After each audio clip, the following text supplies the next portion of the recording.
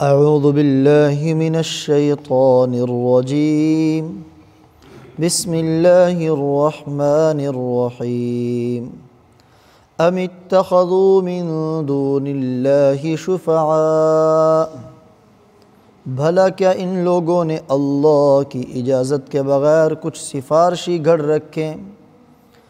قل، آپ ان سے کہہ دیجئے، اولو كانوا لا يملكون شيئا ولا يعقلون، چاہے یہ نہ کوئی اختیار رکھتے ہوں نہ کچھ سمجھتے ہوں، پھر بھی تم انہیں سفارشی مانتے رہو گے۔ قل للہ الشفاعۃ جمیعا، آپ ان سے کہہ دیں سفارش تو ساری کی ساری اللہ ہی کے اختیار میں ہے۔ لہ ملک السماوات والارض، اسی کے قبضے میں آسمانوں اور زمین کی بادشاہی ہے۔ ثم الیہ ترجعون، پھر اسی کی طرف تمہیں لٹایا جائے گا۔ وَإِذَا ذُكِرَ اللَّهُ وَحْدَهُ، اور جب کبھی تنہا اللہ کا ذکر کیا جاتا ہے، اشمئزت قلوب الذین لا یؤمنون بالآخرہ، تو جو لوگ آخرت پر ایمان نہیں رکھتے ان کے دل بیزار ہو جاتے ہیں۔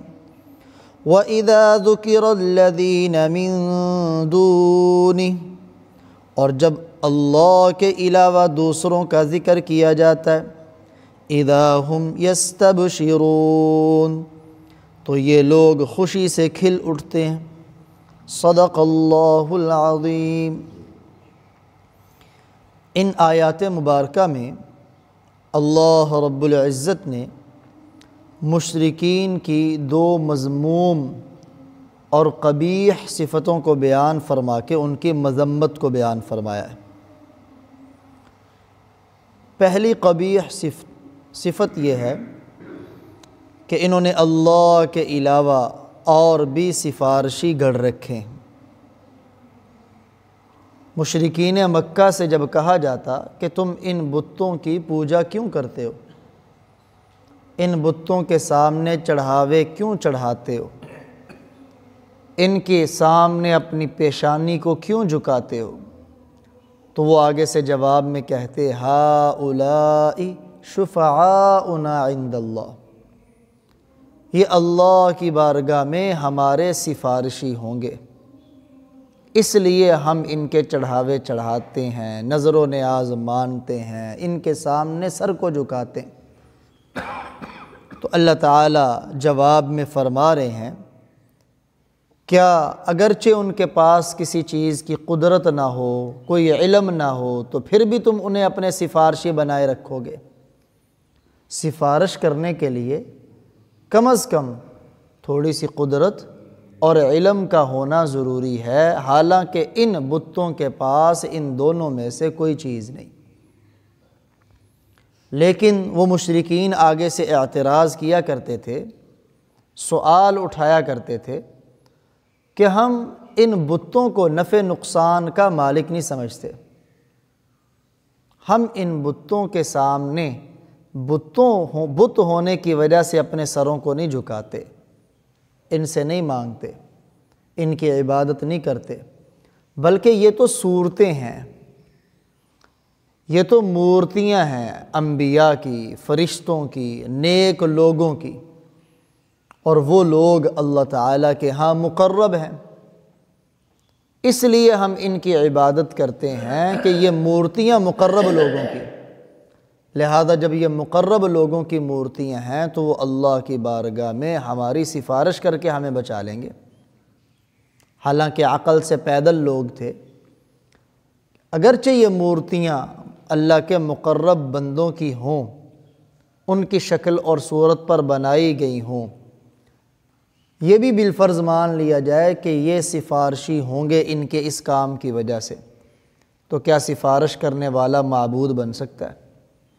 سفارش کرنے والا تو درخواست پیش کرتا ہے، اپنی عرض پیش کرتا ہے، وہ کہاں سے معبود بن سکتا ہے؟ حالانکہ جو سفارش بندہ کرتا ہے نا، اس کے لیے 2 یا 3 شرطوں کا پایا جانا ضروری۔ پہلی شرط کہ سفارش کرنے والے کا اللہ کی بارگاہ میں مقرب ہونا یہ ضروری، اللہ کا محبوب ہونا یہ ضروری، کیونکہ اللہ کے مقرب، محبوب اور دوست بندوں کے علاوہ کوئی کل قیامت والے دن کسی کی سفارش نہیں کر سکے گا۔ یہ پہلی شرط۔ دوسری شرط یہ ہے صرف مقرب ہونا سفارش کے لیے کافی نہیں، بلکہ اللہ کی طرف سے اجازت کا ملنا بھی ضروری ہے۔ چنانچہ ان باتوں کو اللہ تعالیٰ قرآن پاک میں فرماتے ہیں، من ذا الذی یشفع عندہ الا باذنہ، آیت الکرسی۔ اللہ کی بارگاہ میں اس کی اجازت کے بغیر کون سفارش کر سکتا ہے؟ کوئی بھی نہیں کر سکتا۔ چنانچہ اللہ تعالیٰ یہ دو شرطیں سفارش کرنے والے کے لیے ہونا ضروری ہے۔ نمبر ایک، وہ اللہ کا مقرب ہو۔ نمبر دو، اسے سفارش کرنے کی اجازت ملے۔ اگر کوئی اللہ کا مقرب بھی ہوگا نا، وہ جیسے صحیح بخاری کی وہ روایت کہ لوگ انبیاء کے پاس فردن فردن جائیں گے کہ وہ اللہ کی بارگاہ میں ان کی سفارش کریں تاکہ حساب و کتاب شروع ہو، لیکن سب انبیاء کی زبان پر نفسی نفسی ہوگا اور کوئی بھی سفارش کرنے کے لیے تیار نہیں ہوگا، کیونکہ حساب و کتاب کے شروع ہونے کی سفارش کرنے کی نبی اکرم صلی اللہ علیہ وآلہ وسلم کے علاوہ کسی کو اجازت نہ ہوگی۔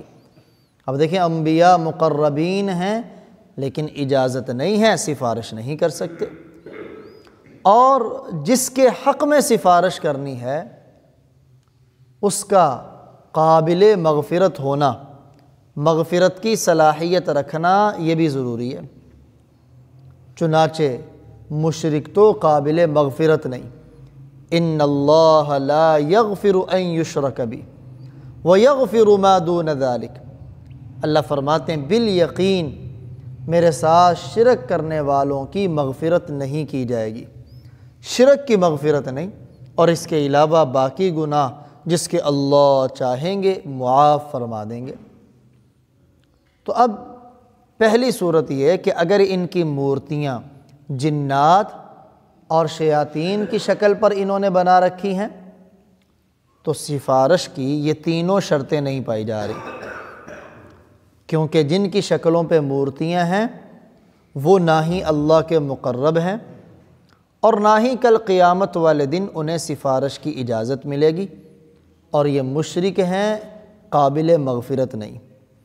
اور اگر وہ مورتیاں انبیاء کی صورتوں پر یا فرشتوں کی صورتوں پر یا اللہ کے نیک بندوں کی صورتوں پر انہوں نے بنائیں، اب سفارش کرنے والوں میں اگرچہ اہلیت موجود ہے، کیونکہ جن کی شکلوں پر ہیں وہ اللہ کے مقرب بندے ہیں، وہ اللہ کے مقرب بندے، انہیں اجازت بھی مل جائے سفارش کرنے کی، لیکن اللہ تعالیٰ فرماتے ہیں اِلَّا لِمَنِ ارْتَضَىٰ، وہ اسی کی سفارش کر سکیں گے جو اللہ کو پسند ہوگا، اور مشرک اللہ کو پسند نہیں ہے، اس کے حق میں سفارش کرنے کی اجازت کل قیامت والے دن کسی کو نہیں ملے گی۔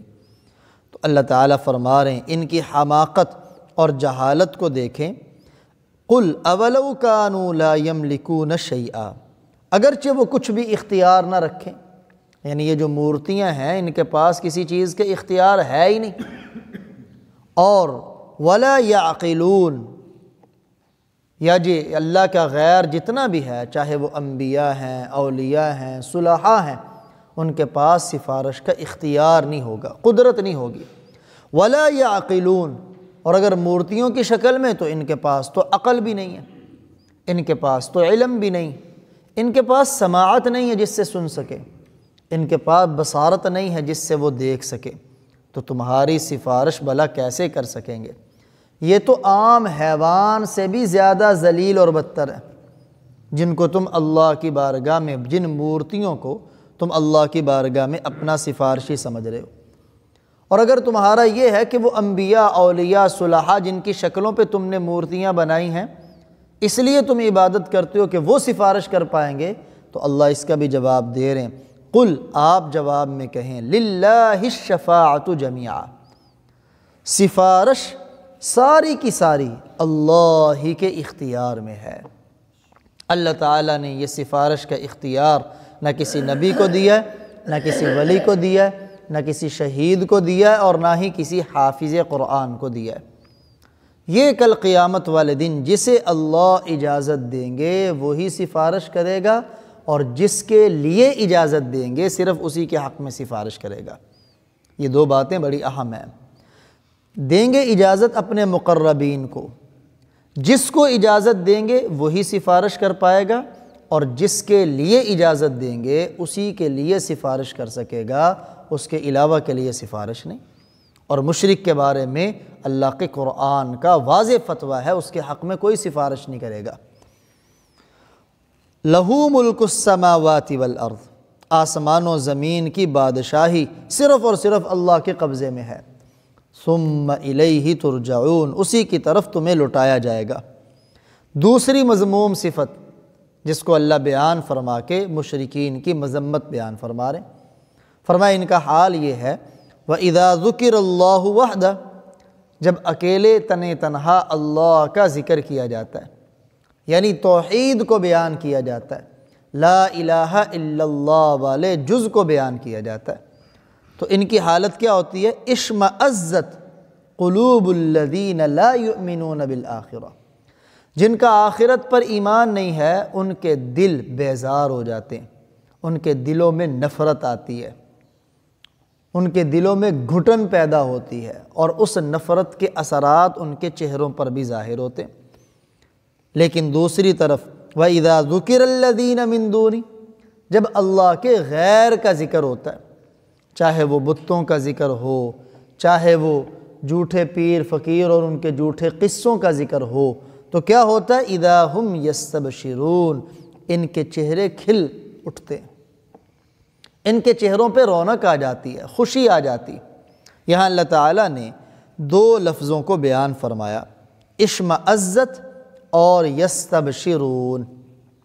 قاضی بیضاوی رحمہ اللہ تعالی تفسیر بیضاوی میں اور علامہ زمخشری تفسیر کشاف میں اشمئزت اور یستبشرون کے بارے میں فرماتے ہیں کہ یہ دونوں لفظ اپنے صفت میں انتہا پر دلالت کرتے ہیں، یعنی اشمئزت وہ غصہ اور غم جب انسان کے دل میں آئے تو دل میں گھٹن پیدا ہو اور اس کے اثرات جو جسم کے اوپر ظاہر ہوں تو چہرہ بھی سکڑ جائے، بے رونق ہو جائے، یہ ہے اشمئزت۔ اور استبشار کیا ہے؟ کہ انسان کا دل خوشی سے بھر جائے اور اس کے اثرات چہرے پہ جو نکلیں تو چہرہ بھی کھل اٹھے، چہرے پہ بھی رونق آ جائے، خوشی کے اثرات ظاہر ہو جائے۔ تو فرمایا یہ حال ہے ان لوگوں کا، ان کی حماقت اور جہالت کے لیے کیا یہ بات کافی نہیں ہے کہ وہ اللہ جس کے ذکر تمام بھلائیوں اور سعادتوں کا ذریعہ اور بنیاد ہے، اس کے ذکر پر تو ان کے چہرے مرجھا جاتے، اور جب غیر کا ذکر ہوتا ہے تو ان کے چہروں پہ رونق آ جاتی۔ علامہ علوسی بغدادی رحمہ اللہ تفسیر روح المعانی میں اپنے زمانے کا حال بیان کرتے ہیں، اس زمانے کی بات تو کیا کر کے روئیں گے، اپنے زمانے کا حال بیان کرتے ہیں کہ ہمارے زمانے میں بھی کچھ بدعتی ان کا یہ حال ہے، کہلواتے مسلمان ہیں، لیکن ان کا حال یہ ہے کہ جب ان کے سامنے اللہ کا صرف اللہ کی توحید بیان کی جاتی ہے تو ان کے چہروں پر اسی طرح کی سیاہیاں اور غصے کے اثرات ظاہر ہونے لگتے، اور جب غیروں کا ذکر کیا جاتا ہے، جھوٹے قصے کہانیاں ذکر کی جاتی تو اس پہ بڑی واہ واہ بلے بلے اور خوشی کا اظہار ہوتا ہے۔ اور آج یہ تو اس دور کی بات ہے جس میں علامہ علوسی بغدادی رحمہ اللہ تعالیٰ ہے، آج کا دور کیا ہے؟ معاذ اللہ، اللہ اکبر، اللہ تعالیٰ ہی امت مسلمہ کو ہدایت عطا فرمائے اور توحید خالص نصیب فرمائے۔ یہ چہروں کے اوپر جو سیاہیاں چھاتی ہیں، اصل میں اس کی وجہ یہی ہے، بعض تو یہاں تک کہہ گزرتے ہیں جی کیا کریں ہم مشکل میں اگر پیر فقیر کو، پیر عبد القادر جیلانی رحمہ اللہ کو نہ پکاریں، فلاں کو نہ پکاریں تو ہماری مشکل حل نہیں ہوتی۔ استغفر اللہ۔ اور بسا اوقات یہ کہتے ہیں جی اللہ کو پکاریں تو معاملہ جلدی نہیں بنتا، پیر فقیر کو پکاریں تو جلدی بن جاتا ہے۔ حالانکہ اللہ تعالیٰ قرآن میں کیا فرما رہے ہیں؟ وَإِذَا سَأَلَكَ عِبَادِي عَنِّي فَإِنِّي قَرِيبٌ۔ جب آپ سے میرے بندے میرے بارے میں دریافت کریں تو آپ بتا دیں میں بڑا قریب ہوں۔ اجیب دعوت الداع اذا دعان، جب بھی مجھ سے کوئی دعا مانگتا ہے میں اس کی دعا کو قبول کرتا ہوں۔ فَلْيَسْتَجِيبُوا لِي، چاہیے کہ مجھ سے ہی مانگیں، وَلْيُؤْمِنُوا بِي، چاہیے کہ مجھ پر ہی ایمان رکھیں۔ اللہ تعالیٰ تو قرآن پاک میں یہ فرماتے ہیں، اور یہ کہتے ہیں جی کیا کریں اللہ تعالیٰ کے حاشیہ نشین ہیں، چھت پہ چڑھنا ہونا تو پوڑی لگانی پڑتی ہے، تو اللہ تک پہنچنے کے لیے بھی ان نیک بندوں کے ذریعے اللہ تک پہنچا جاتا ہے۔